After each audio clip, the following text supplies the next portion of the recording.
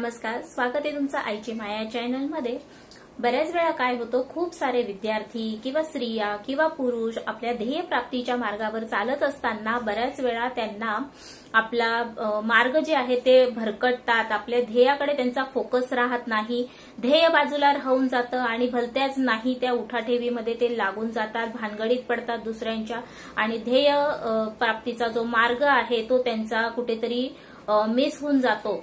तर बऱ्याच वेळा अपयश पदरी येत असतं। मग येणारं अपयश किंवा मनासारखं काम मिळालं नाही तर योग्य वयात योग्य ते यश प्राप्ती होत नाही, अशा वेळेस ते निराशेच्या आहारी जातात, निराशा बाळगतात आणि मग डिप्रेशनमध्ये जाऊन नको ते कृत्य करून बसतात। अशा वेळी आपण आपल्याला मिळालं ते काम, आपल्यामध्ये असेल ते स्किल वापरून कशा प्रकारे चांगल्या पद्धतीने लोकांसमोर सादर करू शकतो, कशा प्रकारे आपले कलागुण लोकांना दाखवू शकतो आणि मिळालेल्या कामामध्ये कशा प्रकारे आनंद मिळवू शकतो, हे आपल्याला शिकता आलं पाहिजे।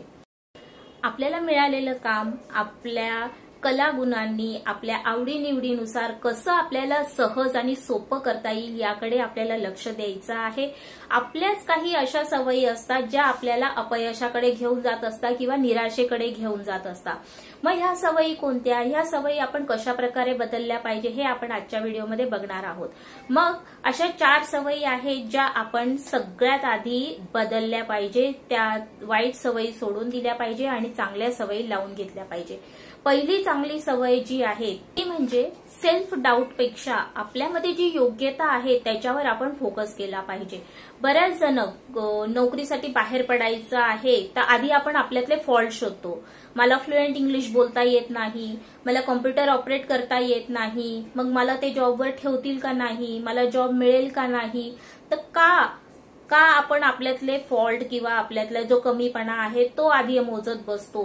आपल्यामध्ये एखादा कमीपणा असेल पण 99% गुण हे चांगले असू शकतात, आपण त्याच्यावर फोकसच नाही करत। तर आपल्यामध्ये जे चांगले गुण आहेत, आपल्यात जे चांगलं आहे त्याच्यावर आपण फोकस करून आपल्या यशाकडे वाटचाल केली पाहिजे। आपल्यात जे गुण आहे त्याच्यावर आपण फोकस केला की आपला आत्मविश्वास वाढतो। आत्मविश्वास वाढला की आपोआप आपल्याला न येणाऱ्या गोष्टी सुद्धा आपण शिकायला लागतो आणि हळूहळू त्या गोष्टी सुद्धा आपल्याला यायला लागतात।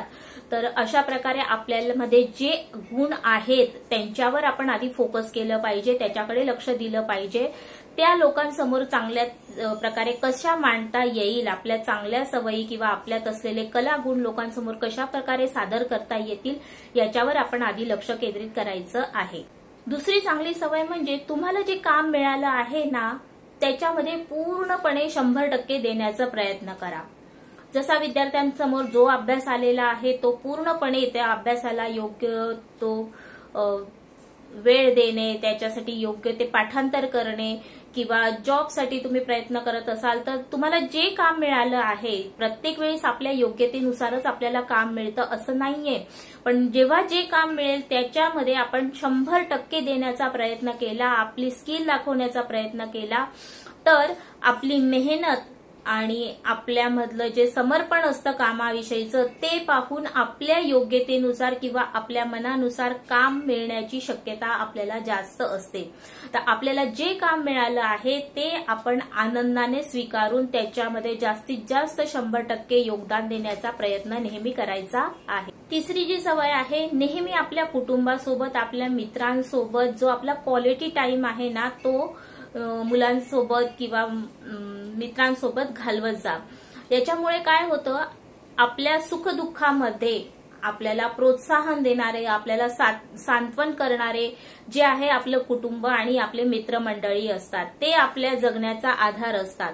तर आपले कुटुंब आहे, मित्रमैत्रिणी आहे, त्यांच्यासोबत थोडासा वेळ जो आहे तो घालवत जा।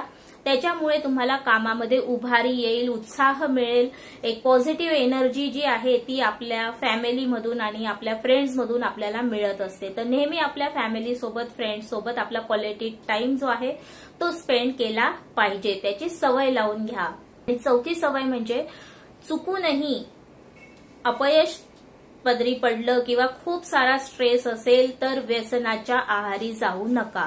मग तो विद्यार्थी असो किंवा मोठे स्त्री पुरुष असो, आपल्याला पाहिजे ते यश प्राप्त होत नाही आहे म्हणून आजकाल बरेच विद्यार्थी, कॉलेजचे विद्यार्थी सुद्धा चुकीच्या मार्गाला जातात. मग व्यसन म्हणजे फक्त तंबाखू, सिगरेट, दारू हे व्यसन नसून मोबाईल हे सुद्धा एक व्यसन आहे. तर व्यसनाच्या आहारी जर तुम्ही गेलात तर तुमचा जो ध्येय प्राप्तीचा मार्ग आहे त्याच्यामध्ये अडथळा आला, समजा तुम्ही तुमच्या ध्येयापर्यंत पोहोचूच शकणार नाही. तर चुकूनही व्यसनाच्या आहारी जायचं नाहीये, चुकीच्या मार्गावर जायचं नाहीये. व्यसनामध्ये वाईट संगत सुद्धा येते, वाईट मित्रांच्या संगतीला सुद्धा लागायचं नाही आहे. आपल्याला आपलं जे ध्येय प्राप्त करायचं आहे त्याच्यामध्ये प्रोत्साहन देणारे, आपल्या कामामध्ये प्रोत्साहन देणारे जे मित्रमंडळी आहे त्यांच्या संगतीमध्ये आपल्याला राहायचं आहे. जे प्रत्येक जण ध्येयप्राप्तीसाठी लढत आहेत अशा सगळ्यांना साथ द्यायची आहे, सगळ्यांना प्रोत्साहित करायचं आहे आणि अशा मित्रांसोबत वेळ घालवायचा आहे. तर चुकूनही कोणत्याही वाईट व्यसनाच्या आहारी जायचं नाहीये. अशा प्रकारे तुम्ही जर आपल्या ध्येय प्राप्तीसाठी योग्य त्या मार्गावर आपली वाटचाल करत राहिला तर तुम्ही आपल्या मार्गातून कधीही भरकटणार नाही.